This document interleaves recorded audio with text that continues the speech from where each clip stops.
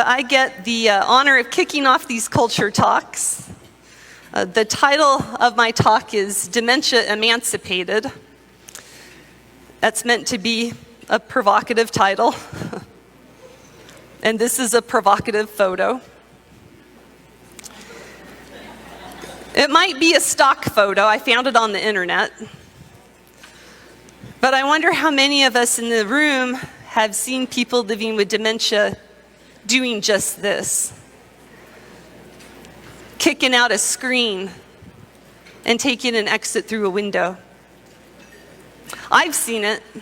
I've seen it in my career. I've witnessed elders kicking out the screens when they couldn't get through an open door and trying to get out of a place they felt locked in by going through a window. I'm sure I'm not unusual. While this may be a provocative stock photo, this is not a stock photo. This is not a stock photo. This is a photo taken by a friend of mine named Matt Perry. When he was a journalist for the California Health Report, he used to have a twice-monthly blog titled The Age of Innocence. And this blog, it was his inaugural blog titled Seizing the Chance to Redefine Aging.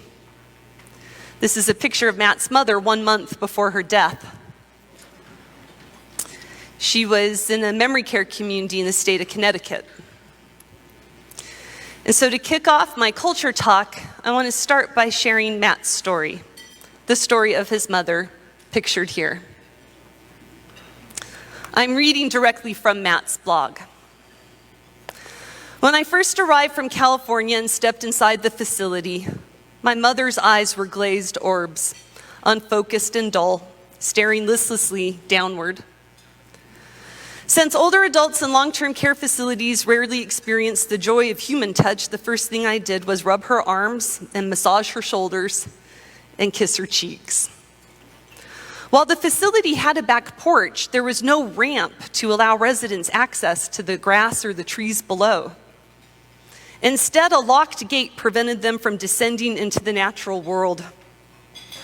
With the help of a staffer, we opened the gate and bumped her wheelchair down the 5 steps onto the grass. As I wheeled my mother forward, the wind hit her face and she recoiled, and then she did something simple but marvelous. She looked up. She looked up, her eyes suddenly alert. Then she commanded me very clearly, "Over there. I want to go over there." I wheeled her over to the grass, to the spot in the photo. This sick, frail woman then reached up to the iron fence, pulled herself up out of her wheelchair, and began to rattle it. And that is when I took this photo. And what rang in my heart at this moment were the words of Peter Reed, who was then the executive director of the Pioneer Network, an organization devoted to changing the culture of aging. And Peter said, "The way we treat older adults in this society borrows more from the prison system than it does the healthcare system." Is it any wonder that my mother was rattling her cage, warehoused in a system that rarely meets the physical needs of residents, while almost completely neglecting their emotional and spiritual desires, not to mention their sensual ones? We are on the precipice of disaster, and we can either follow visionaries who seek to redefine aging, or we can continue to treat and imprison our parents and our grandparents in their bodies and in our facilities.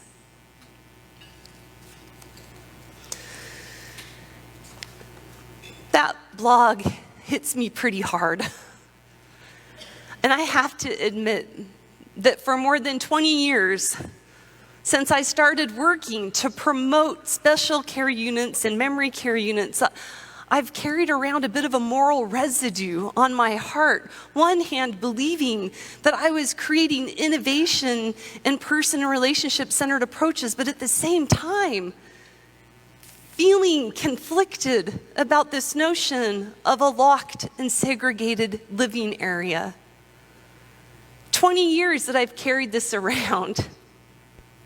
Matt gave words to what I have felt in my heart for a really, really long time. And that's what I want to explore with you all today. So my objectives for the brief time that I get to share this culture talk, we're going to briefly reflect on the segregation of people living with dementia. Then we're going to consider the case for inclusive living and against locked and segregated memory care.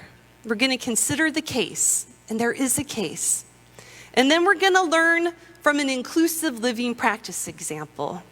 So 3 objectives, a couple minutes on each one, and let us begin. But first, a couple of acknowledgments. I want to acknowledge my current research partners, the Quest Upstream Community Action Team at Carroll Woods Retirement Community in Chapel Hill, North Carolina. They are the ones that I will draw upon for this practical example of inclusive care and support. I want to thank Al Power, my collaborator for years. I'm not exactly sure sometimes where his ideas end and mine begin or vice versa. We do a lot of collaborating together, and I've learned so much from Al and with Al, and I'm very grateful. Peter Reed, former executive director of Pioneer. Now he is the director of the Sanford Center for Aging at the University of Nevada, Reno, and my husband. It was a wonderful, unexpected outcome of Schlegel Village's culture change journey when I met him at an Eden Alternative Conference in Al Power's hotel room. So thank you to Peter. It's we talk about this topic around our kitchen table often because since leaving Schlegel Villages about 5 years ago, I've also become a family care partner of a person who is living with dementia, one of my dads. And so, yeah, I'm really, really paying much closer attention to this topic. And then finally, I want to not just acknowledge, but publicly apologize to all of the people living with dementia that I have locked in memory care. The words of one resident come to my mind. It was the first day that she had moved in, and she said to me, "What right do you have to lock me in this place? What right do you have?" And I have to admit, her question stumped me. I didn't know the answer. I didn't know what right I had to lock an adult in the memory care community that at the time I was really proud to open. So, to all of the people living with dementia that I have locked in memory care, I am sorry, and now that I know better, I will do better. In fact, let's just write these words on our hearts. This session isn't about judgment, folks. We are good people. We are good people, and our knowledge continues to evolve. When I first started in the field over 30 years ago, I used to tie elders into their wheelchairs because it was considered a best practice. I don't do that any longer. Thanks to the restraint-free movement, nobody does that any longer. Okay, we do the best we can with what we know at the time. I take tremendous solace in the words of Maya Angelou, who said, "I did then what I knew how to do, and now that I know better, I do better." I think we can do better. So first, let's reflect on segregation. Al, where's my partner? This first reflection, I'm not a naturally enlightened person.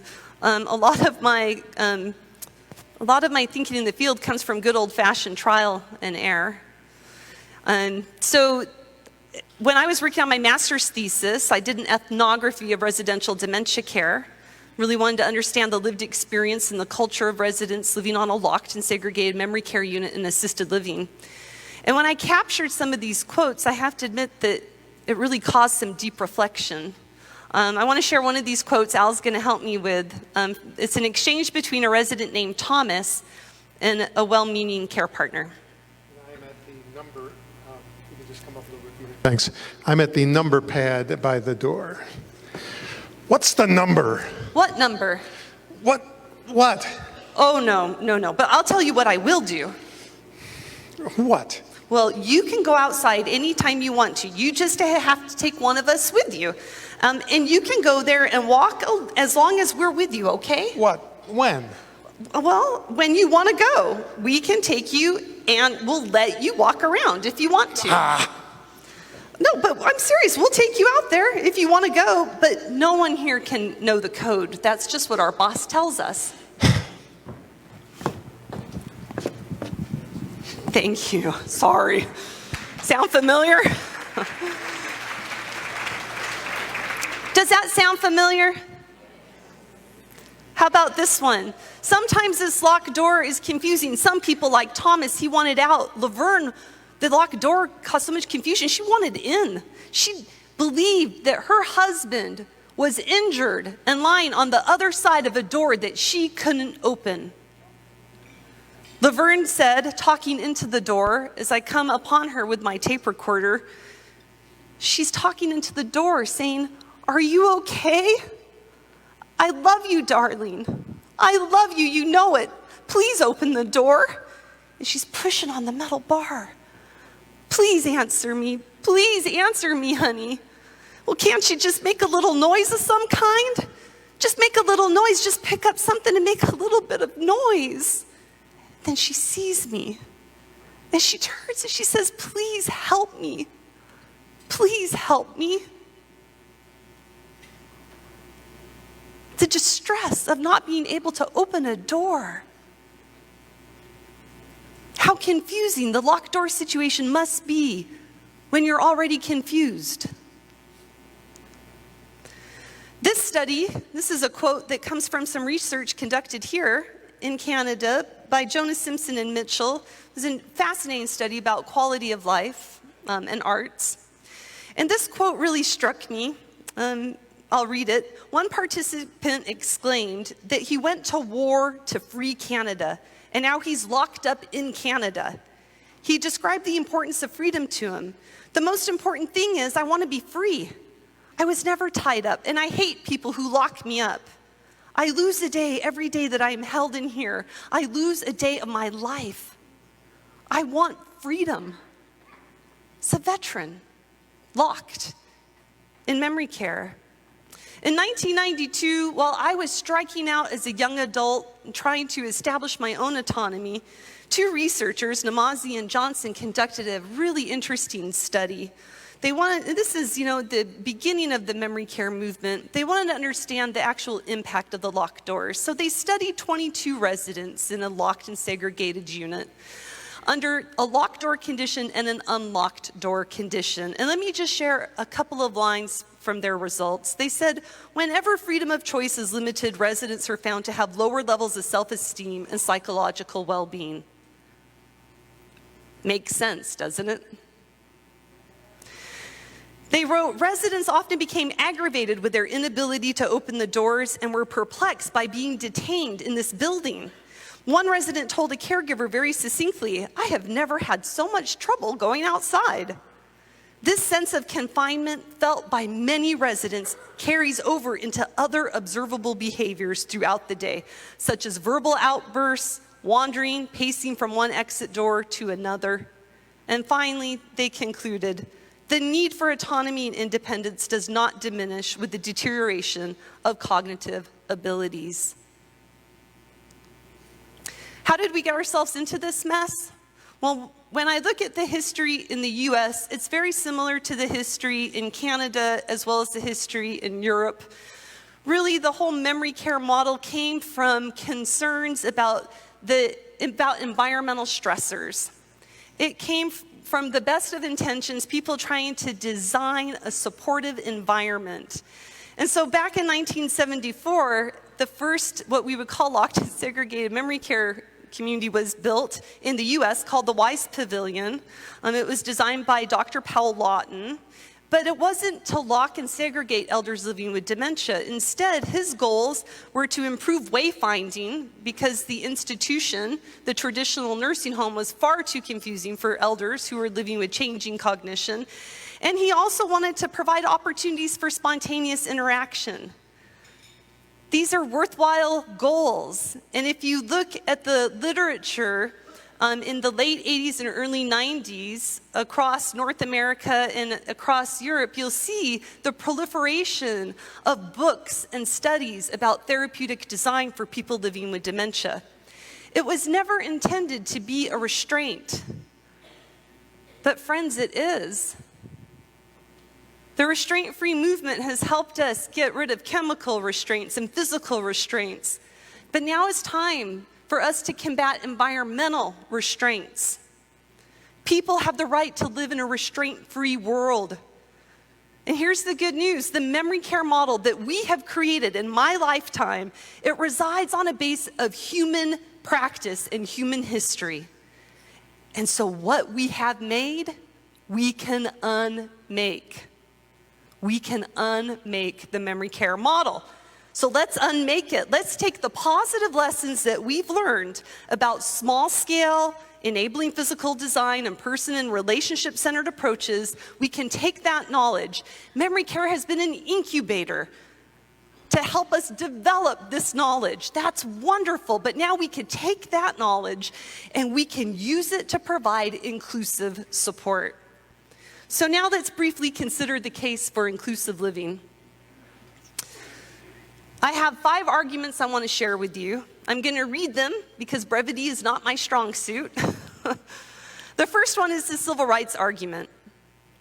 There is only one group of people outside of convicted prisoners who can still be compelled to live apart from others, and that is people living with dementia.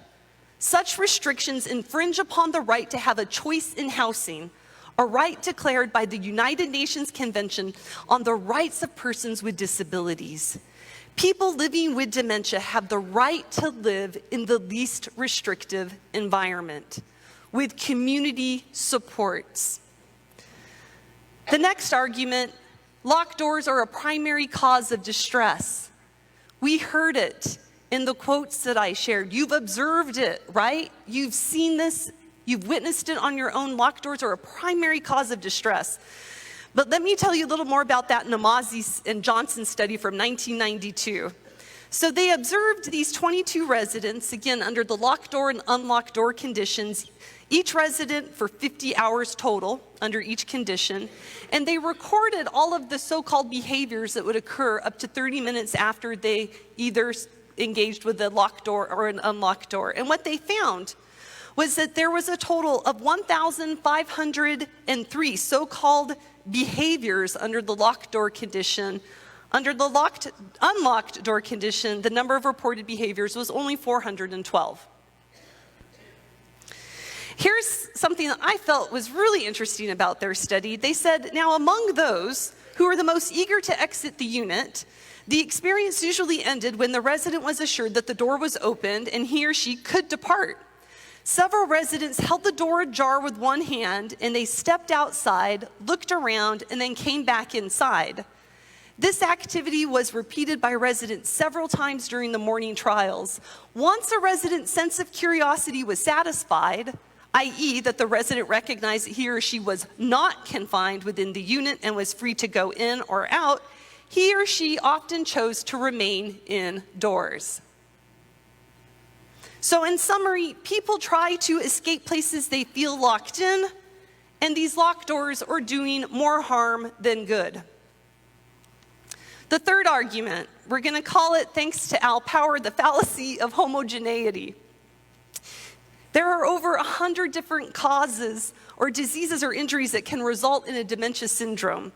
And within these multiple causes, you have many different levels of ability, people with different amounts of reserve, various talents, some shortcomings, different cultures, relationships, coping styles, but one kind of environment? Consider the diversity among people living with dementia, but one kind of environment? Dr. Power refers to this as the, quote, greatest misconception in aged care. And I agree.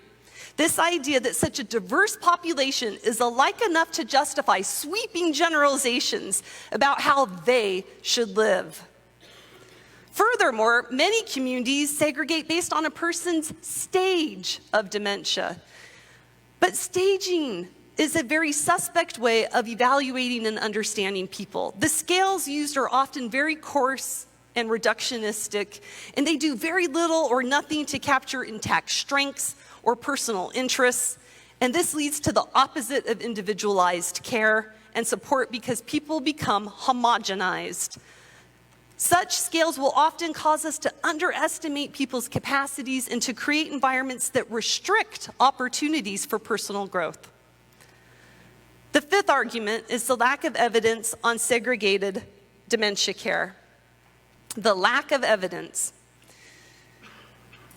Last year, in the U.S. Alzheimer's Association's dementia care practice recommendations, Dr. Maggie Calkins, a leading expert in architectural design for dementia, provides a wonderful lit review on the topic of segregation versus integration. And I just want to read a couple notable points from her article. She writes, a recent Cochrane review suggests that there's a lack of evidence for better clinical outcomes, and other studies demonstrate an increased risk of elder-to-elder aggression or mistreatment and potentially higher antipsychotic use in segregated units. And in another well-designed and controlled study, the researchers found poorer outcomes for individuals who lived on the segregated living areas than a matched sample of residents who lived in integrated living areas. Further complicating this is the fact that there's no established standard for what constitutes memory care. Organizations can simply create a separate area and call it a special care unit, but there's no benchmark to tell anybody what that means. In fact, there's only one feature that is nearly universal: the locked door. And finally, the demographic argument. By the year 2050, we predict the number of people living with dementia could triple. Triple by 2050. Think about the logistics of that. We simply cannot rely upon these segregated living areas to meet this increasing population of people who are living with dementia. As Dr. Calkins explains in her article in the Dementia Care Practice Guidelines, she says, quote, beyond the ethics of stigmatization, which memory care is very stigmatizing, integration simply makes sense because of the statistics that 40 to 42% of assisted living residents and 61% of nursing home residents have moderate to severe cognitive impairments. So those are the arguments against segregated dementia care. Are there arguments for segregated dementia care? Well, off the top of my head, folks, I can think of three. It's convenient. It gives family members a sense of security, albeit oftentimes a false sense of security, and it's profitable. Provider communities in the states charge a premium for memory care, so it's profitable. Is there a lot of incentive to change? Maybe not. Not among provider communities, but among people living with dementia, there is tremendous motivation to create change. Briefly, I have just 5 minutes. I'm going to go through this very fast in order to honor our restricted time. We're trying to make up for a little bit of time. But I want to share with you how inclusive support is a possibility by sharing a brief practice example from a community I currently work with in Chapel Hill, North Carolina, called Carrollwood's Retirement Community. They have been committed to dementia inclusion since they opened their doors in 1979. They have 500 residents. They have never locked an elder behind a door. People living with dementia are supported in living across their continuum based on factors other than their cognitive abilities. And this is their statement about their dementia inclusive philosophy. Individuals are accepted for who they are in the moment, bolstered by the understanding that their perceptions and experiences of the world surrounding them is constantly shifting, and may be quite different than our own. Every part of the community plays a compassionate, supportive role and works together proactively to create an environment that meets the well-being needs of each person. This is my dream of the future as well. Is such a dream easy to accomplish? Hell no. No, it's really hard, and it's riddled with challenges, complex challenges, as my partners at Carolwoods would tell you. That's why they invited me to partner with them on a participatory action research project to figure out how to do a better job with their dementia inclusion. How can they be even more proactive in supporting the well-being needs of each person? And so we've been working together to explore and document the organizational and community requirements for inclusive living. And at the same time that we're documenting those requirements, we're helping strengthen their approach. We use a definition of well-being that is probably familiar to many of you because it was developed out of the University of Waterloo through MARIP in partnership with people living with dementia. Very similar, though, to the Eden Alternatives, well-being framework, and the one that Dr. Power has as the basis of his book. And so what this organization has done is work collaboratively to deepen their understanding of well-being within the context of dementia. Their higher levels of support, assisted living and skilled nursing, have done this through a process that has these four kind of phases. The first phase is to engage all neighborhood members in a collaborative exploration of well-being through a series of neighborhood retreats. We broke up the domains of well-being over the course of 5 retreats, and all neighborhood members, team members, residents, and family members have been invited to these 3-hour retreats to collaboratively raise their awareness about well-being and identify possible goals that could better improve well-being on the neighborhoods. And then they go back to their neighborhoods and democratically try to whittle down all of these great ideas from the retreat to just one, and they pick a goal. And through something called weekly neighborhood huddles, they take the time to collaboratively develop an action plan. And then in addition to these weekly neighborhood huddles that engage all neighborhood members, they have something called daily shift huddles, which helps, and it's just team members, but this is an opportunity for the team members to really reflect on and how to better support each individual resident's well-being, and to start to develop action plans, resident well-being plans to be more proactive or to help support a person when they're in distress. So thank you to, where's Lynn Lake? I think the acronym for HUDDLE actually came from you, HUDDLE, Lynn, having useful dialogue daily linking everyone. Didn't it? I have brought that to my partners at Carolwoods, and I said that's exactly what we need to do here. We need to have huddles. And so these huddles produce different outcomes, but these huddles are so important because this is complex work.